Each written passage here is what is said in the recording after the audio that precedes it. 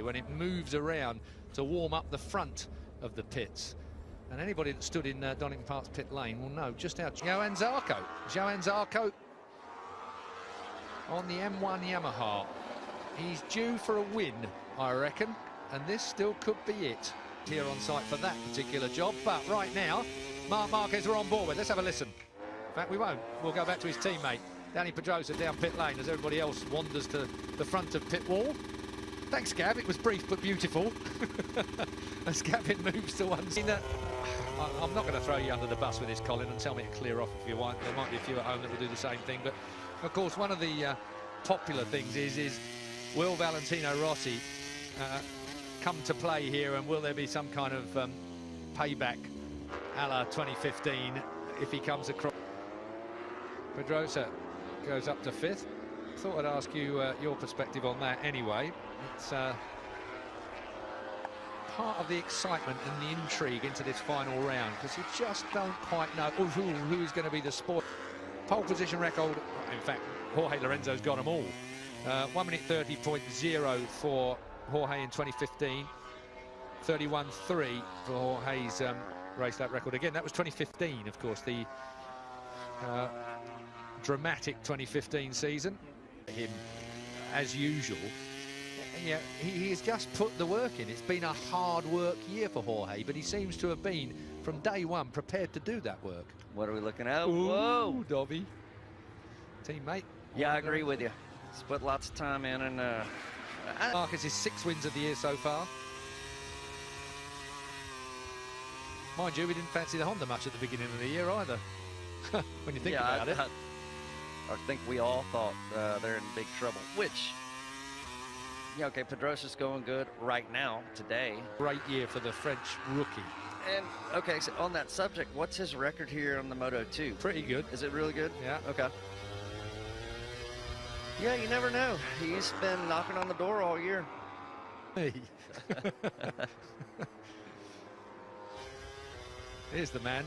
Do you know what? I wouldn't mind betting this guy can do something this weekend. I just feel that Yamaha around here, the M1 Tech 3 version, I wonder if he can put together a fantastic finale for what has been a great... Zarco, we know he generally likes soft and soft. If you burn him up and you lose that little bit of drive, next thing you know, like I said, you're 10 seconds behind the leader. So this is a racetrack where you really have to kind of sacrifice maybe a little bit in the beginning to gain in the end. Or the first race, or Argentina, I can't remember. Argentina, I think it was just smoke in the rear. I mean, going around turn 4 or 5, yeah, down the hill, that left-hander, and smoke billowing off the rear tire. And I thought, man, you're going to have to figure that out. I wasn't there, obviously. That sounds more like a protest. I'm saying 2 weekends in a row, as in Australia and here, but I forgot there was Malaysia in the middle. Yeah. Well, only 8th, actually. I mean, he qualified in 11th, but 8th again for Jack. I mean, it looks cool, but you can't do that, is what I'm trying to say, or you're going to go backwards. Jumping jackass.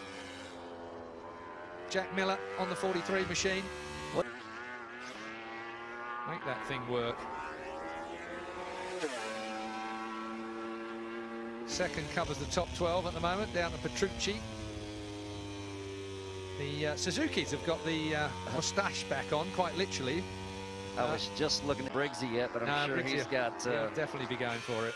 Alex Briggs, Valentino's man. Well, that sounds proper tinny, doesn't it, on that mic? A little bit deep there, Hector. So expect the all-red Aprilia of Sam Lowes and Alicia Spargo come Sunday. I'm looking at the screen here, and I see Vinales down in 17th.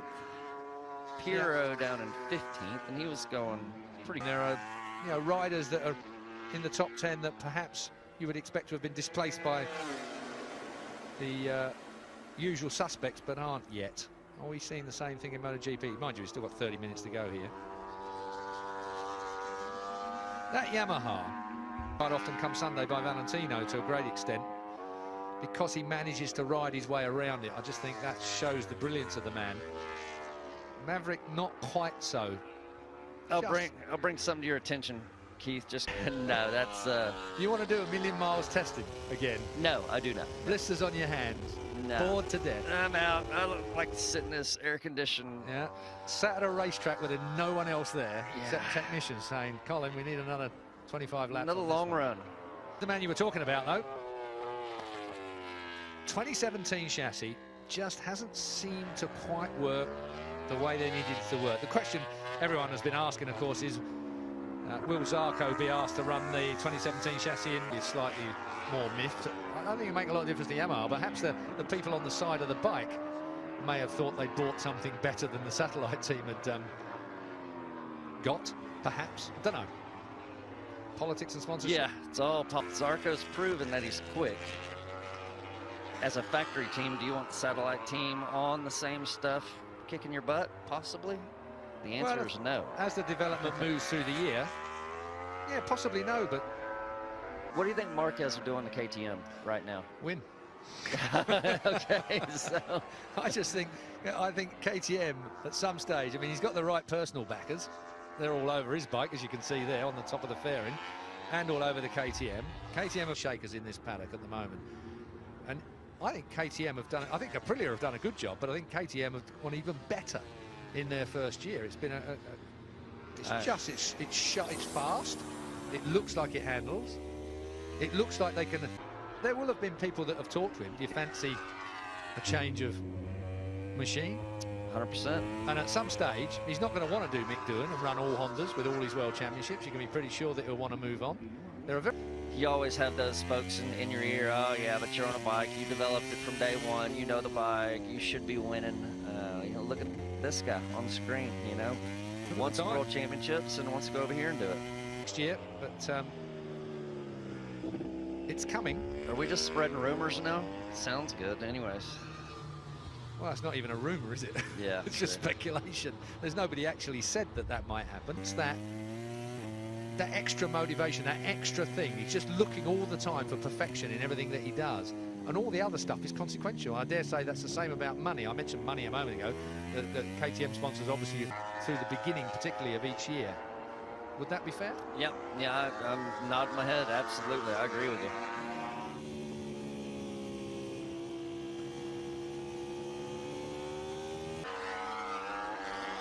Andrea Iannone on the Movember. You can see the moustache on the front of his moustache. It's not a pretty fairing at the front, is it? I don't think. I think I'm a little deep. Gets it a little ragged. Come alive again the last couple of rounds, Iannone. Yeah, and it all started with the mustache, didn't it? I mean, it was kind of Japan whenever they crank to get more traction. They were having a problem with rear end traction and spinning up. And they messed up the front. And now they got it pushing into the corners with a heavier crank and just trying to position their body where they want to position it. But the downforce that you need, and this man particularly loved that configuration of wing over the front. But the Ducati still seems to have... And not try and sacrifice anything. And then, of course, you got the problem of, as the race moves on, where the fuel load goes. Yeah, exactly. So there's Yamaha's original. Yeah, we had that. We had that. Why am I saying, do you remember it? It's kind of a nightmare. That is just the most beautiful shot. He sure does get off the bike. I mean, he's so far off of it. But that's the day. That's the way now, isn't it? It's kind of like, I look at shots of... Quite often he rode it on the front mudguard. Classic shot, you can see it on YouTube. I think, was that Misano?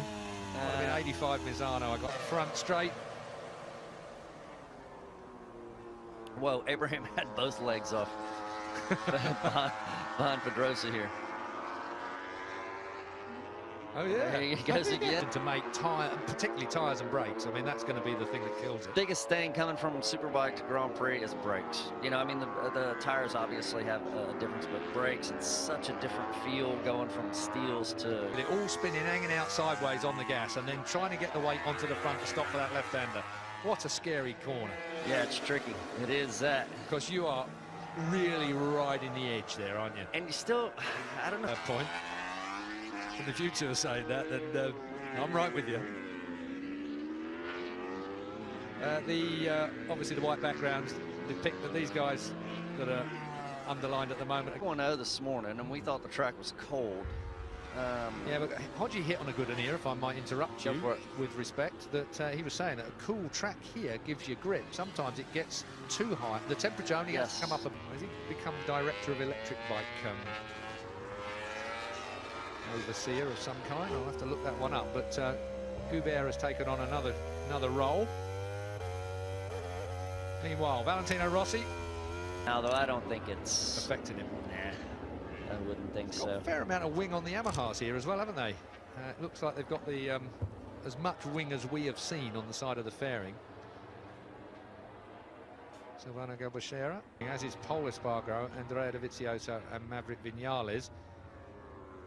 Whereas, in fact, Iannone, the top man, is as well. Marquez, Pedrosa, Lorenzo, and now that we're thinking. It's a tricky track, though, isn't it? I mean, to stick your neck out on. There are so many. I know there is on every racetrack, and when you're pushing right to the edge, this might sound daft, but the fact. How to breathe. Say, okay, I'm here. Let's start again.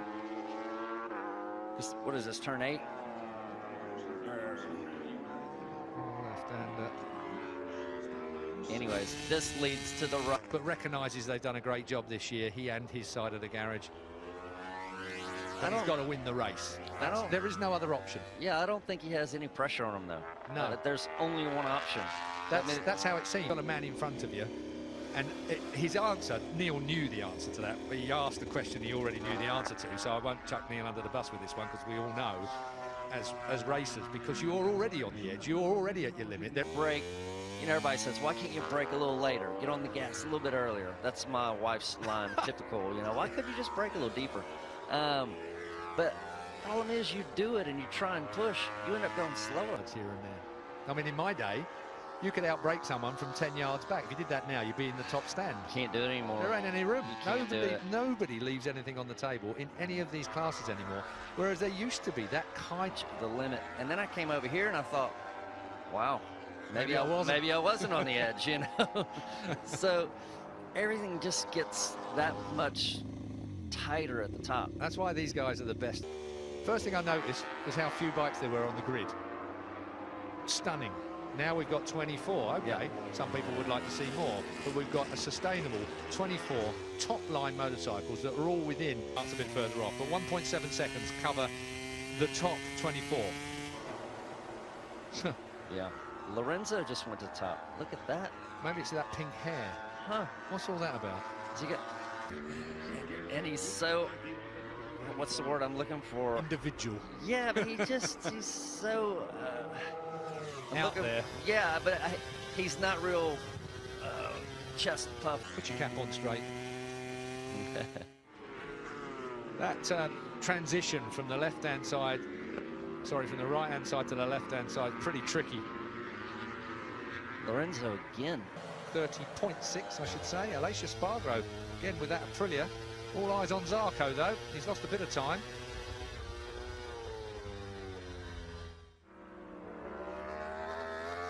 Zero is Lorenzo's outright circuit record here.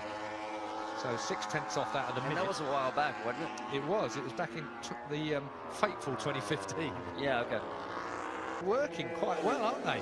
Which is a great sign for this championship. Pedrosa sandwiches them at the moment. Yeah, I bet he still makes the line, though. Here's Aleix Espargaro's bike being recovered. Where's Aleix? Hopefully he'll be fine. Yeah. Yeah, where's the bike? Yeah, it's going to be a long... Oh, that took a long time to get out from under him. Ooh, tumbling in that gravel. That's going to hurt. Barrel roll there. Covered his breath. Maybe not his temper. Looks all right. I can't see anybody... Paul Espargaro, the KTM, would have left a bunch of gravel on turn 4. He's perfectly okay. He doesn't even look like he's been down the road in his leathers. He must have slid neatly across the tarmac, but Marquez is down. Zarco goes another personal best. Turn 2 for Marquez is the Mick Doohan, which is a little 50 mile an hour. Let's have a look at it again. It's 26 crashes. Oh, it was shattering and that was grumbling all the way in. That was never going to go in. He still forces it to fit, but Marquez 5th and a crash. His 26th crash of the year. Hey, we got 3 Ducatis in the top 8, with Pirro being 8th. I wouldn't have bet on that. No. Today. But I think Dovi said it again. Keep an eye on the fat lady. That's what the fat lady said. I'm looking at... We're in for a cracking weekend here. Looking at some of our underperformers. It is only 2.4 miles round this place, of course. Ian Ona, yeah, Gav actually, sorry, Julian's now got involved. I thought I recognised his digit coming across our front here. Of course, Ian Ona is in the top 10 still of the garages. You know what, big old crowd here on Thursday as well, in the afternoon sun. Keeping an eye on what's going on. Bit of it almost looked to me like he had very little time to get off. He actually was